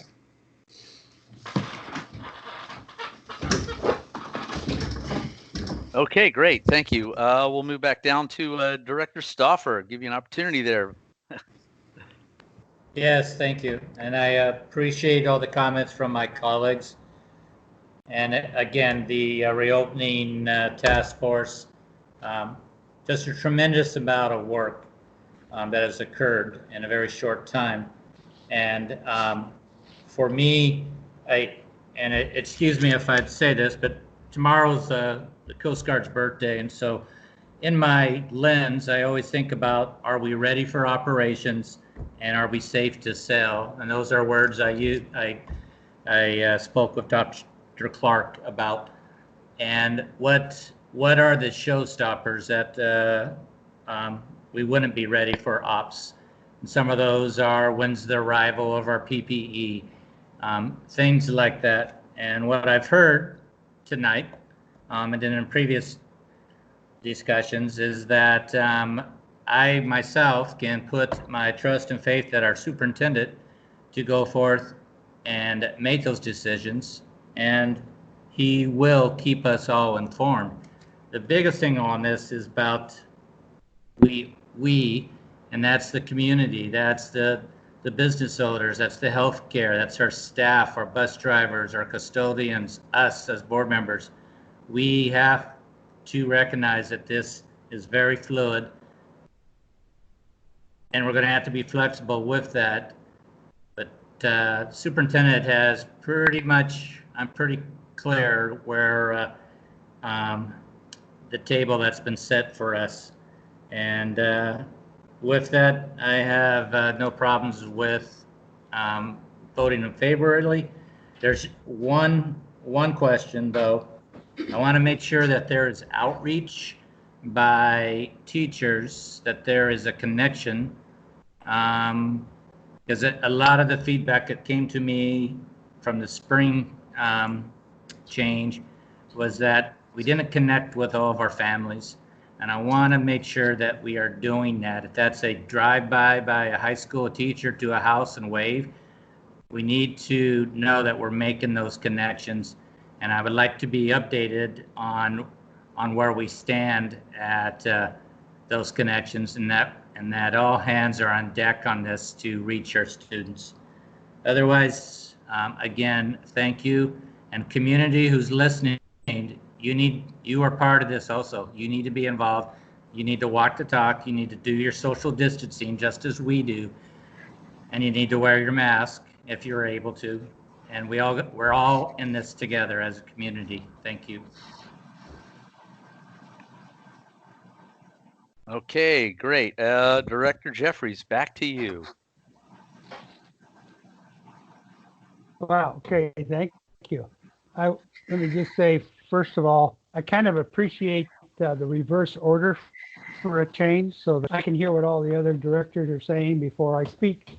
And I really appreciate their comments and agree with most of what was said, if not all that's been said so far. Earlier in the workshop meeting, Dr. Clark, you mentioned holding the staff accountable for the safety and health protocols. I also assume that might mean some professional development or training on their part, that also means on the weekends and after school, because what they do on their own time greatly could influence what's happening in the classroom if they're not careful.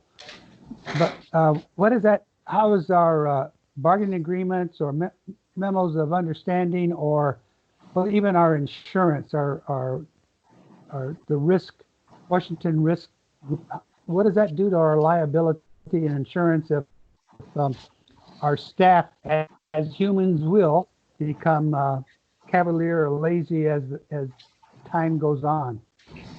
How are we going to address that? Well, I'm really familiar with our contract, maybe not every clause or section.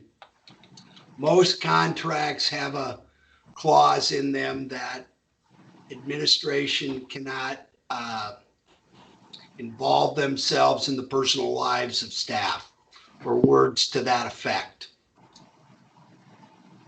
I don't know that this is necessarily that much different. I just think that,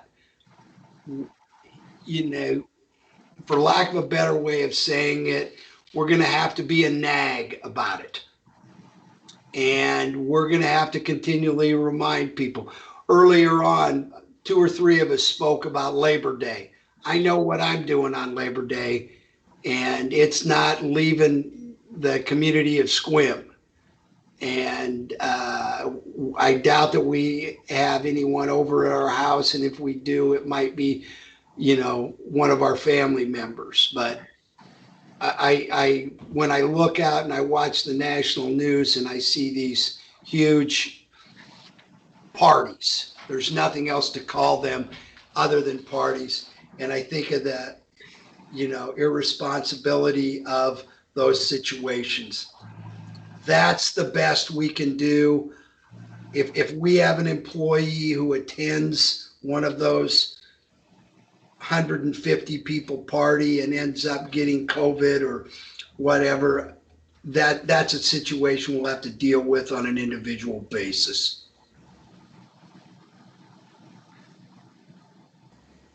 Okay. And the only other thing is, Mr.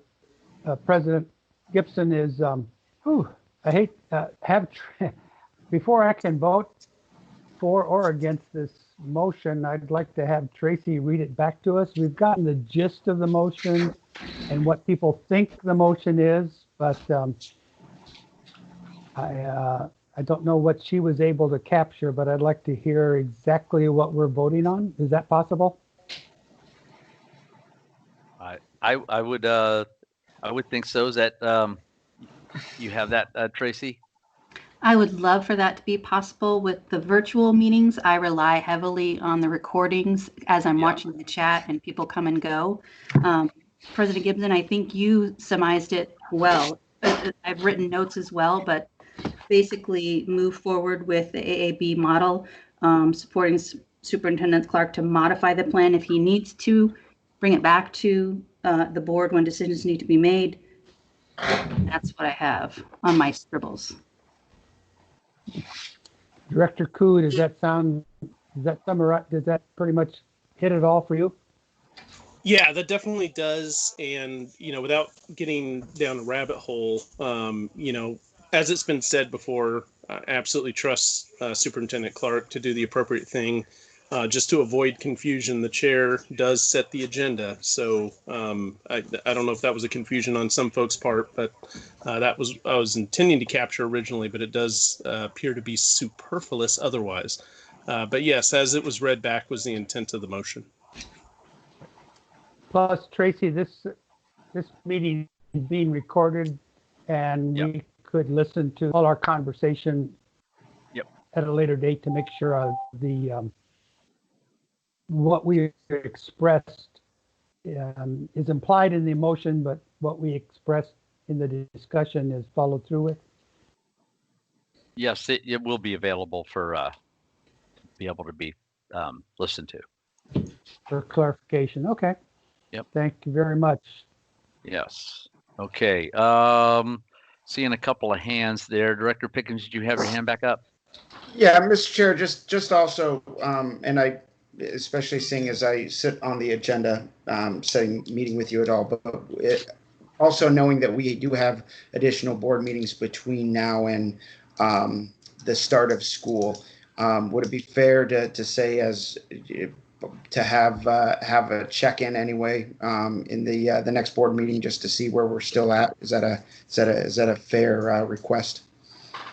I would think it'd be a perfect request, actually. Yeah, I don't. The only want to be clear, certainly a check-in on the August 17th.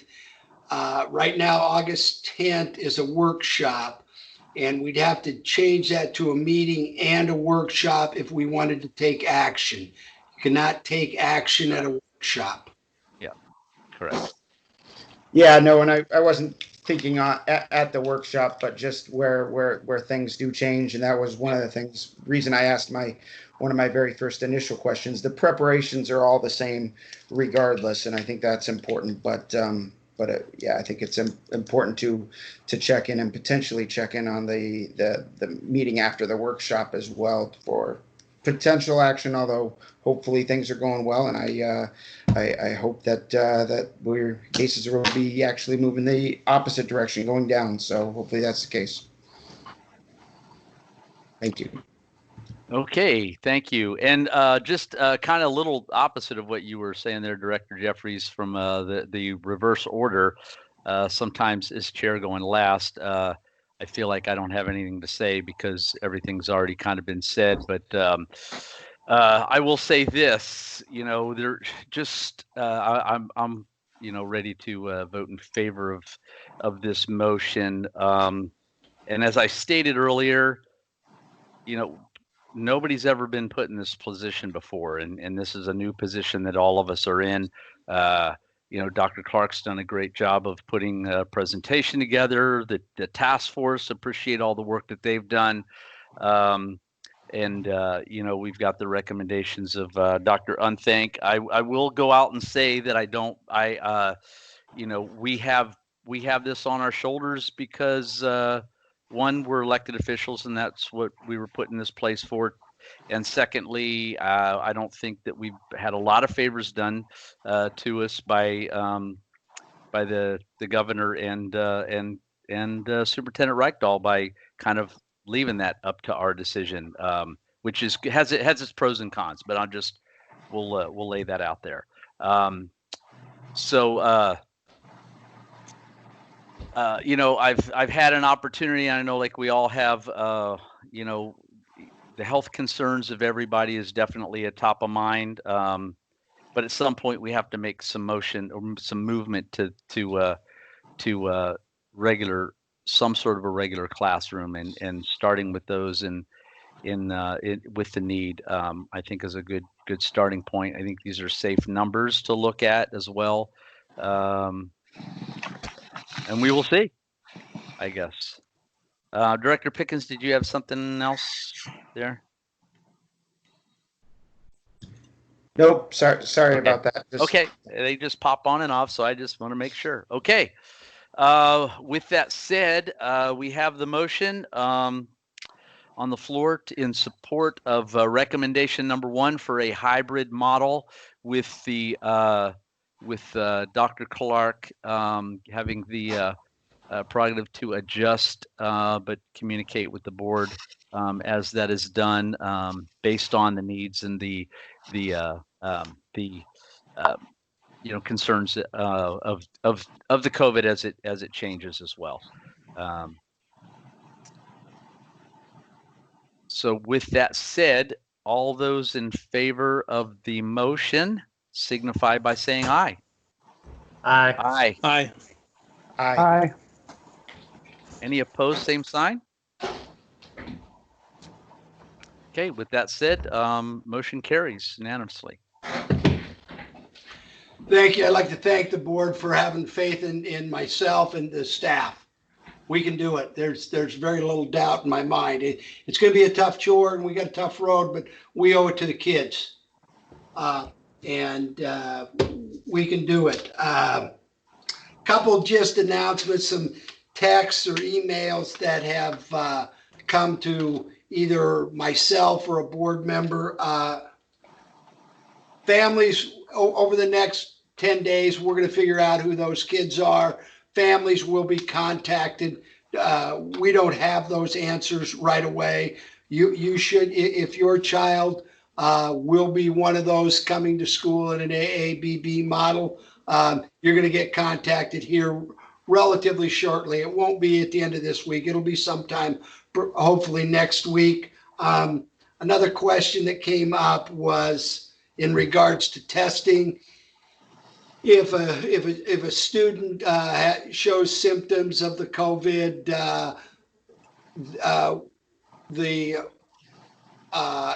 would the school district or would we make sure that the testing gets paid for because of some of the low income status of many of our families? And the answer to that question is yes. We will make sure that no families out the cost of testing.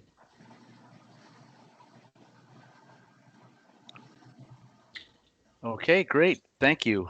Thank you to my fellow board members for the conversation and again, this is not an easy position to be in,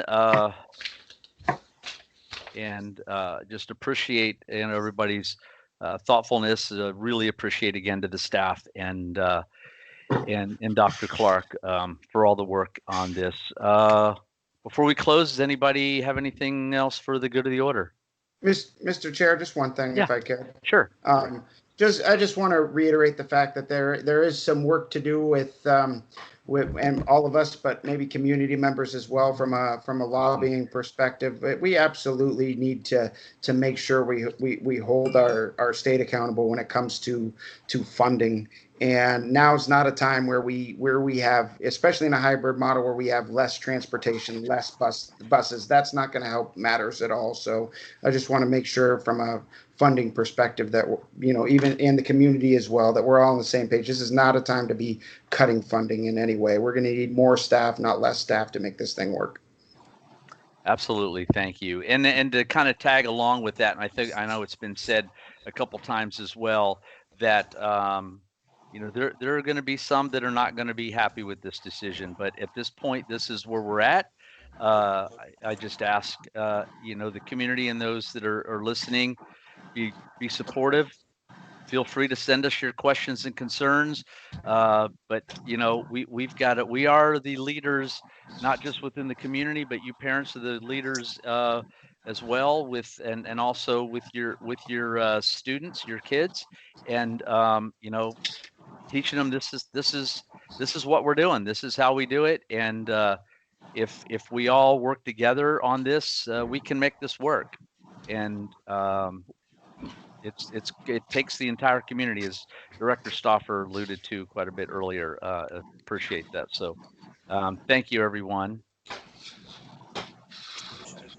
And thank you, Mr. Chair. Go ahead, Director Two. Nope, I was just saying thank you, Mr. Chair. Appreciate the comments. Okay.